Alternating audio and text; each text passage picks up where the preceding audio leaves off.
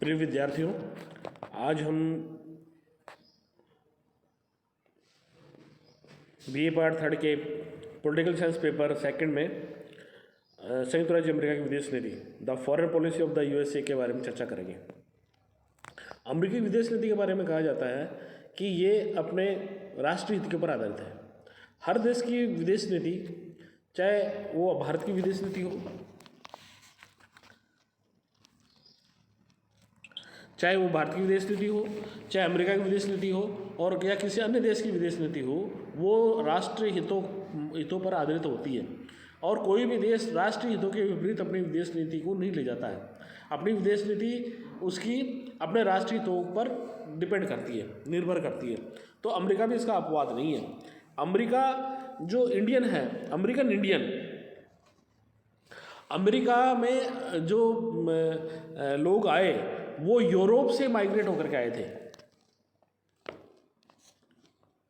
Europe से migrate होकर के आए थे और उन्होंने अपने यूरोप से, अधिकांश लोग यूरोप से आए और यूरोप से आकर के वहाँ पर उन्होंने वहाँ पर बसे और उन्होंने अपना देश इसको माना।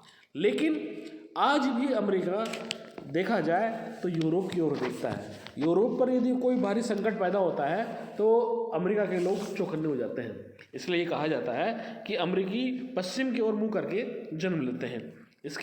इसके बारे में हम और कुछ कहें तो हम ये कह सकते हैं कि उनकी विशाल जो जनसंख्या है वो यूरोप से माइग्रेट होकर के अमेरिका में आई थी और अंतर्राष्ट्रीय तनाव के समय वे अब भी उस पुराने महाद्वीप से घृणा और प्रेम करते हैं जिससे कि वे नाता तोड़ चुके हैं।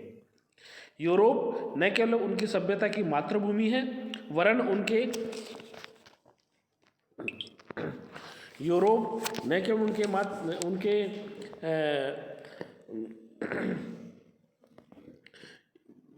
उनकी विशाल जनसंख्या यूरोप से आई थी और अंतर्राष्ट्रीय तनाव से अब भी वे उस पुराने महाद्वीप से घृणा और प्रेम करते हैं जिससे कि वे नाता तोड़ चुके। यूरोप न केवल उनकी सभ्यता की मातृभूमि है वरन उनके अनुयायियों का लगभग आधा भाग बसता भी वही है।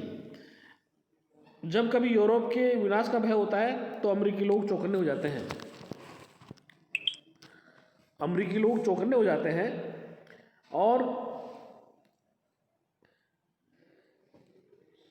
जब कभी यूरोप पर संकट आता है तो अमेरिका में भी भारी राजनीतिक संघर्ष उत्पन्न हुए बिना नहीं रहता। इसलिए कहा जाता है कि अमेरिकी पश्चिम की ओर मुँह करके जन्म लेते हैं। यानी कि अमेरिका के लोग आज भी अमेरिका में जो लोग बसते हैं वो संसार के सभी देशों से गए हुए हैं और उन्होंने इस सुंदर देश को अपना देश माना है।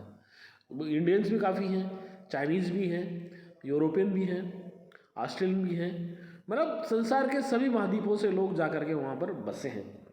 अब अमेरिकी विदेश नीति के निर्माण के आधारभूत तत्व कौन कौन से हैं? संयुक्त राज्य अमेरिका की विदेश नीति वहाँ के निवासियों के चरित्र, उनकी महत्वाकांक्षा, अंतर्राष्ट्रीय समस्याओं के प्रति उनकी प्रतिक्रियाओं एवं वहाँ के राष्ट्रपति और कांग्रेस के संयुक्त प्रभाव पर आधारित है। अमेरिका की विदेश नीति किसी भी विदेश नीति की भांति वहाँ की जनता के ऐतिहासिक अनुभव, भौगोलिक स्थिति, प्राकृतिक साधनों, सुरक्षात्मक तनाव, मानवीय स्रोत, जनसंख्या, विदेशी मामलों में कुशलता, राष्ट्रीय लक्ष्य और हित आदि पर आधारित है। अमेरिकी विदेश नीति के कतिपय महत्वपूर्ण निर्माणक तत्व जो है उनमें पहला है भौगोलिक स्थिति। अमेरिका की जो विदेश नीति है वो उसकी भौगोलिक स्थिति पर बहुत हद तक डिपेंड है। एक फ्रेंच राजदूत ने कहा है कि यह देश ऐसा भाग्यशाली है कि उत्तर और दक्षिण में इसकी सीमाएं बहुत ही निर्बल पड़ोसी रहते हैं और पूर्व से पश्चिम में मसले रहती हैं, यानी कि महासागर है। भौगोलिक स्थिति की दृष्टि से अमेरिका भाग्यशाली है।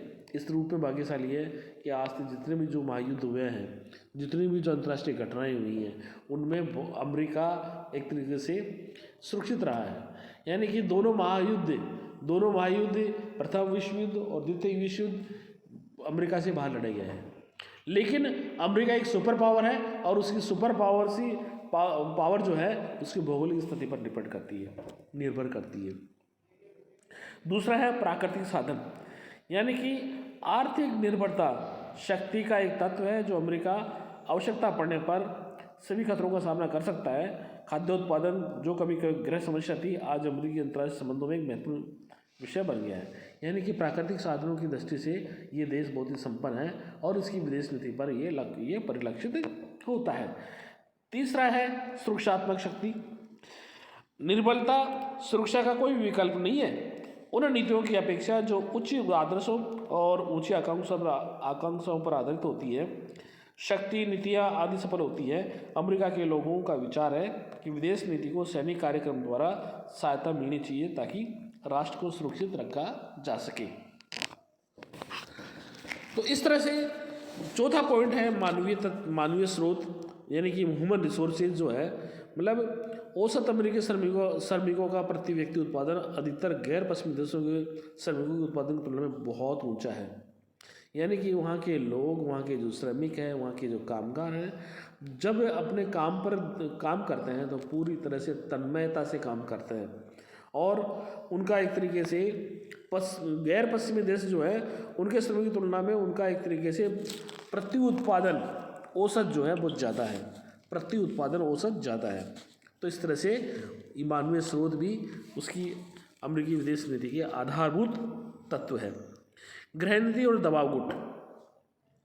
गृह नीति और दबाव गुटों का अमेरिका की विदेश नीति पर इतना प्रभाव पड़ा है कि अनेक बार अमेरिका की कार्यपालिका के लिए उसकी अवहेलना करना असंभव हो जाता है।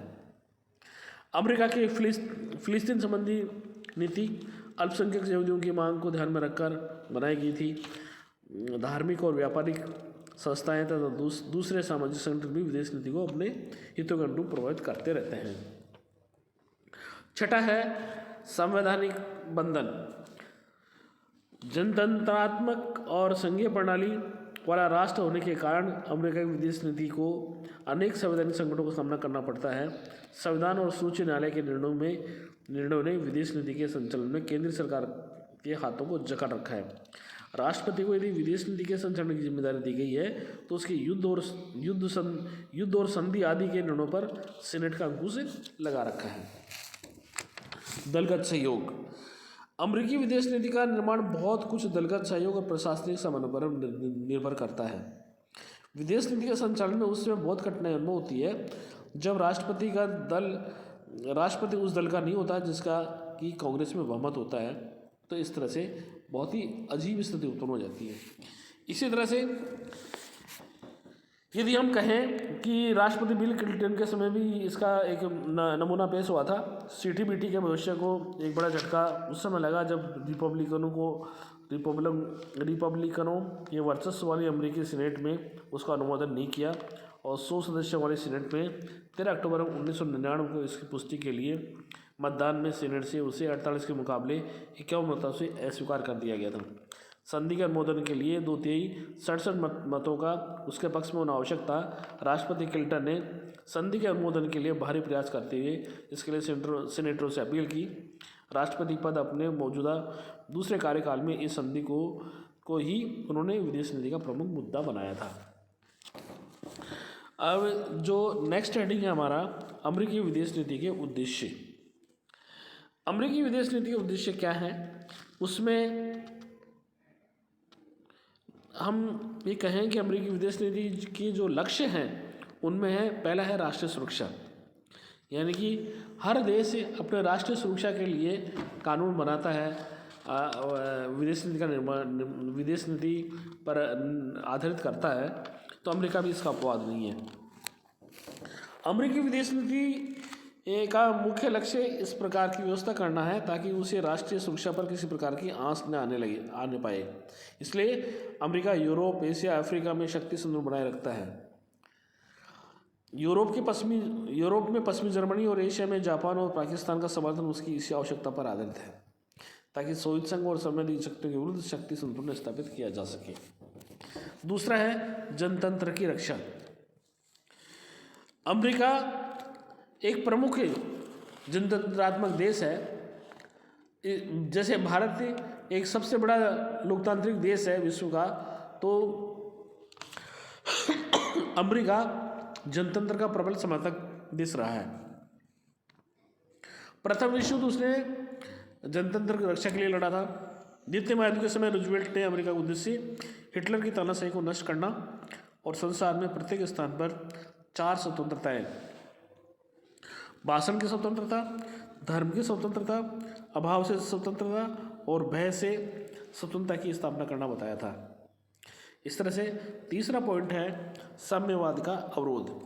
द्वितीय महायुद्ध के बाद में अमेरिकी विदेश नीति इसी सिद्धांत पर आधारित थी कि साम्यवाद का प्रसार नहीं हो और अधिक से अधिक देश में ये पूंजीवादी गुट में शामिल हो, अमेरिकी गुट में शामिल हो और वो सोवियत प्रभाव में न जाए, अर्थात सोवियत संघ में अब साम्यवाद का सोवियत साम्यवाद का प्रसार दूसरे देशों में न हो। और इसको रोकने के लिए उसने कई प्रकार की पॉलिसियाँ जारी की, जैसे उसने ये कहा मार्शल योजना, ट्रूमैन सिद्धांत, ये इसके एक उदाहरण है।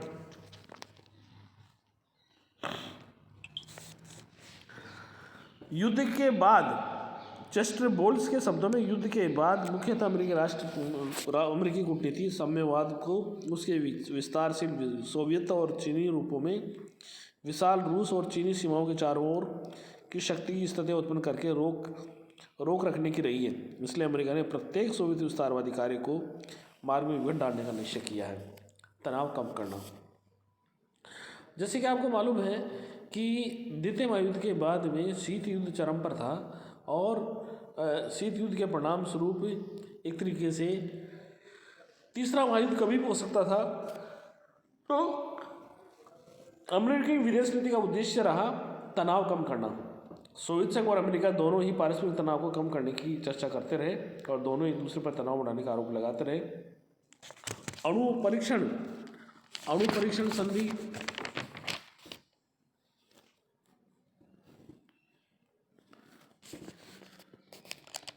1963, परमाणु प्रसार संधि 1968 और साल्ट प्रथम द्वितीय समझौतों तथा INF संधि 1987, स्टार्ट संधि 1991 और 93, बट दोनों महाशक्तियों द्वारा हस्ताक्षर किए जाने से इस विचार का समर्थन मिलता है कि अमेरिका सोवियत संघ एवं रूस के साथ अपने तनावपूर्ण संबंधों को सुधारना चाहता था।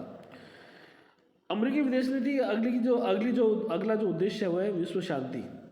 डलेस ने 1955 में कहा था, हमारे विदेश नीति का व्यापक लक्ष्य संयुक्त राज्य अमेरिका के लोगों को शांति और स्वतंत्रता का सुख भोगने का अवसर प्रदान करना है। और लास्ट में जो है वो है विश्व व्यवस्था का निर्माण और आतंकवाद का उन्मूलन। सोवियत संघ के अवसान और सोवियत संघ और पूर्वी यूरोप में साम्यवाद के पतन के बाद राष्ट्रपति बुश ने एक नई विश्व व्यवस्था के निर्माण का उद्देश्य घोषित किया। यह एक ऐसी विश्व व्यवस्था होगी जिसमें अमेरिका अंतर्राष्ट्रीय राजनीतिक केंद्रीय ध्रुव होगा। दुनिया में पूंजीवादी अर्थव्यवस्था का सुदृढ़ीकरण होगा तथा संयुक्त राष्ट्र संघ के निर्णय अमेरिकी विदेश नीति के उद्देश्यों के अनुरूप होंगे। और नेक्स्ट है आतंकवाद का उन्मूलन। 11 सितंबर 2001 से पूर्व अमेरिका विश्व में आतंक और उग्रवाद को रोकने के लिए नाटकीय वक्तव्य ही देता रहा। कारण ये है कि जैसे मैंने पहले भी आपको बताया कि अमेरिका ने एक तरीके से चाहे महायुद्ध हो चाहे कोई भी घटनाएं हो वो उससे दूर रहा। मतलब वो घटनाएं उसके देश में घटित नहीं हुई। पहली बार 11 सितंबर 2001 में जब वहाँ पर अलकायदा ने जो है पेंटागन और दूसरी जो इमारतें थी उसको एक तरीके से नेस्तनाबूद कर दिया, तो पहली बार अमेरिकी विदेश नीति को ये सोचने मजबूर होना पड़ा कि अब हमें आतंकवाद को रोकना है।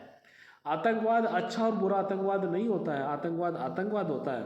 और भारत ने कई बार ये कहा कि भाई आप आतंकवाद को रोकिए। आतंकवाद की वजह से हमारा एक तरीके से हमें बहुत ही एक तरीके से जन और धन की हानि उठानी पड़ रही है और पाकिस्तान आतंकवाद को प्रायोजित कर रहा है, लेकिन अमेरिका ने अब तक ये नहीं माना था। अब भारत जैसे देशों में आतंकवाद निर्दोष लोगों की देह तक को झुलसाता रहा। अमेरिका शाब्दिक संवेदना प्रकट करके अलग खड़ा रहा। भारत द्वारा ठोस सबूत करने के बावजूद पाकिस्तान को आतंकवादी देश घोषित करने को अमेरिका तैयार नहीं हुआ और अभी तक उसने पाकिस्तान को आतंकवादी देश घोषित नहीं किया। जबकि आपको पता होना चाहिए, अभी पिछले दिनों वहाँ के सांसदों ने, वहाँ के मिनिस्टर जो फवाद चौधरी था, उसने ये स्वीकार किया है कि भारत में हमने आतंकवादियों को हमने भेजा है, हमने एक तरीके से विस्फोट करवाया है। पुलवामा की घटना को हमारे जो देशभक्त थे उन्होंने अंजाम दिया है। पुलवामा की घटना हमने करवाई है।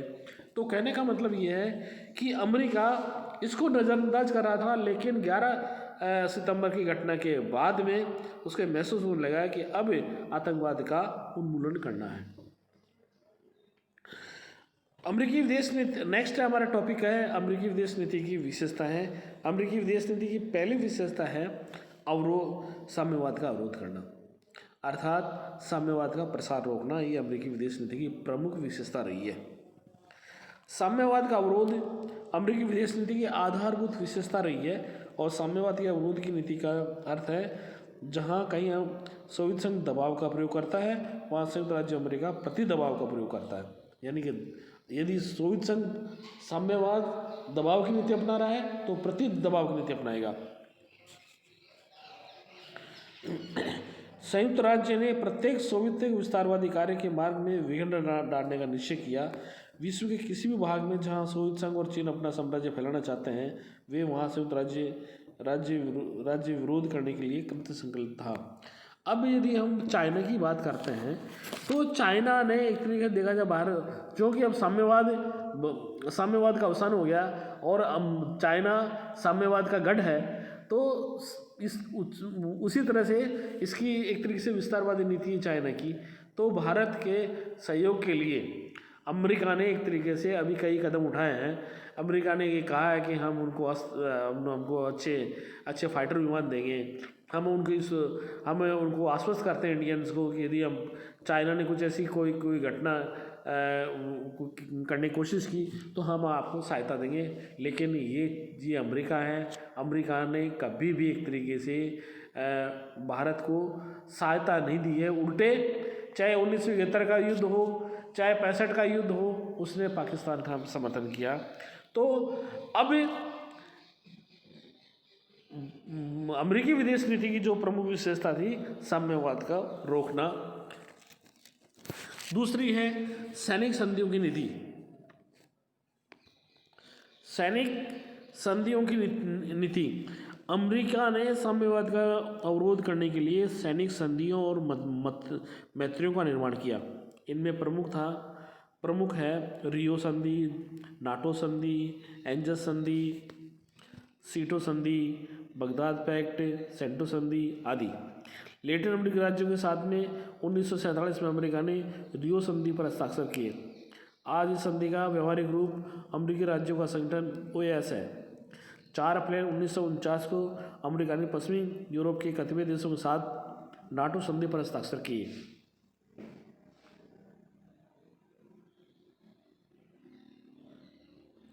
दक्षिण पूर्व एशिया और दक्षिणी पश्चिमी प्रशांत महासागर क्षेत्र को साम्यवाद से बचाने के लिए 1957 में मनीला से सेंटो संधि पर हस्ताक्षर किए। 51 में ऑस्ट्रेलिया, न्यूजीलैंड, अमेरिका ने एंजस समझौते का हस्ताक्षर किए। जापान, ताइवान, पाकिस्तान के साथ द्विपक्षीय संधियाँ की। इनके अतिरिक्त यूरोपीय राष्ट्रों की सैनिक शक्ति बढ़ाने के लिए 25 जुलाई 1949 को पारस्परिक प्रतिरक्षा सहायता कार्यक्रम को शुरू किया। 51 में पारस्परिक सहायता सुरक्षा कानून बनाया। शीत युद्ध के अंत के बाद भी अमेरिका नाटो के विस्तार के लिए कृत संकल्प है। और अभी जो क्वाड की स्थापना की गई है, ये क्वाड जिसमें ऑस्ट्रेलिया, जापान, भारत और अमेरिका है, तो इस तरह से देखा जाए तो ये जो सैनिक संधियाँ हैं, ये सैनिक संधियों के माध्यम से उसने अपने प्रभाव का विस्तार किया है। नेक्स्ट पॉइंट है हमारा विदेशी आर्थिक सहायता की नीति। विदेशी आर्थिक सहायता अमेरिकी विदेश नीति का अभिन्न अंग रहा है। साम्यवाद को रोकने के लिए उसने कई प्रकार की नीतियाँ मतलब दूसरे राष्ट्रों को आर्थिक सहयोग देने के लिए कई प्रकार के एक तरीके से कार्यक्रम अपनाए हैं। जैसे द्वितीय महायुद्ध के बाद अमेरिका ने आर्थिक और तकनीकी सहायता के कई महत्वपूर्ण कार्यक्रम शुरू किए, जैसे उदार पट्टा कार्यक्रम, मार्शल योजना।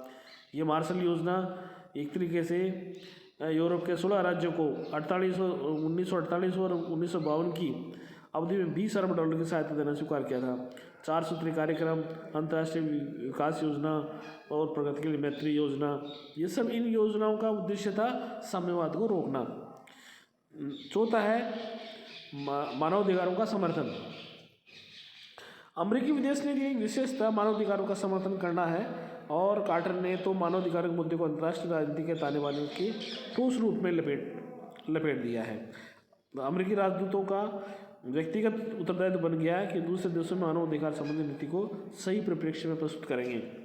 लोकतंत्र बहाली, नेक्स्ट पॉइंट है लोकतंत्र बहाली के नाम पर पड़ोसी देशों में हस्तक्षेप। अमेरिका ने पिछली सदी के उत्तरार्ध के मध्य में दक्षिणी अमेरिकी देशों में कानूनी व्यवस्था और लोकतंत्र की बहाली तथा अमेरिकी नागरिकों के हितों के नाम पर 60 से अधिक बार दखल दिया, दूसरे देशों में हस्तक्षेप किया। नेक्स्ट है विकासशील देशों पर दबाव बनाए रखने की नीति। और इसी तरह से एशिया प्रशांत क्षेत्र में विशेष दिलचस्पी है। मैं आपसे ये निवेदन करूं कि आज अमेरिका ने एशिया प्रशांत का नाम चेंज करके हिंद प्रशांत क्षेत्र कर दिया है। इसके पीछे कारण यह है कि अमेरिका ये कहता है कि हमें अब भारत की भूमिका को स्वीकार करना होगा। भारत इस क्षेत्र का इस